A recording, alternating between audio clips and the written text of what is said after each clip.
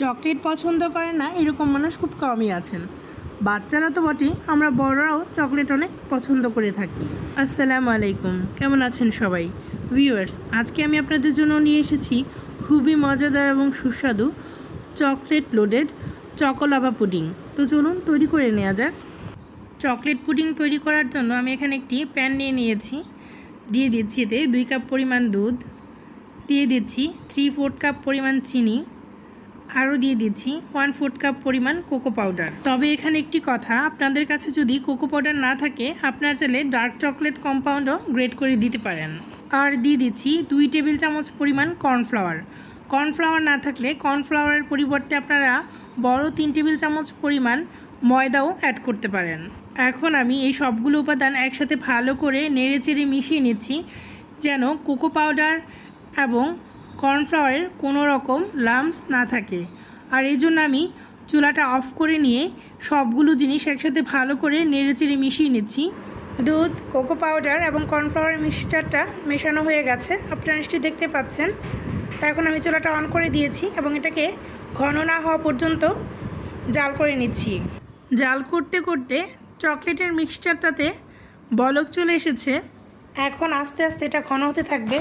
সেই সময় চামচ দিয়ে অনবরত নেড়ে দিতে হবে, না হয় এটা নিচ থেকে লেগে যাবে। 3 থেকে 4 মিনিট জাল করে নিলে এটা ঘন হয়ে যাবে।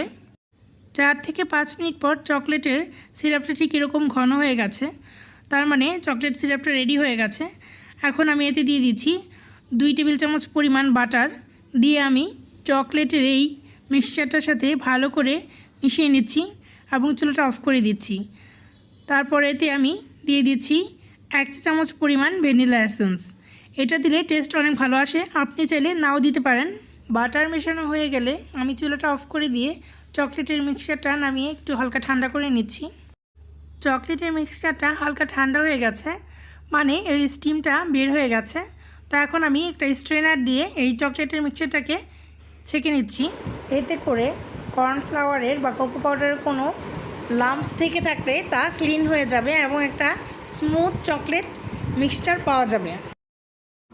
চকলেট মিক্সচারটা রেডি হয়ে গেছে। এখন আমি পুডিংটা সেট করে নেব। এই জন্য এখানে নিয়েছি 200 গ্রাম ডাইজেস্টিভ বিস্কিট, নিয়েছি 1/2 কাপ পরিমাণ তরল দুধ, আর নিয়েছি একটি ডিশ যেটাতে আমি পুডিংয়ের লেয়ারটা সেট করব।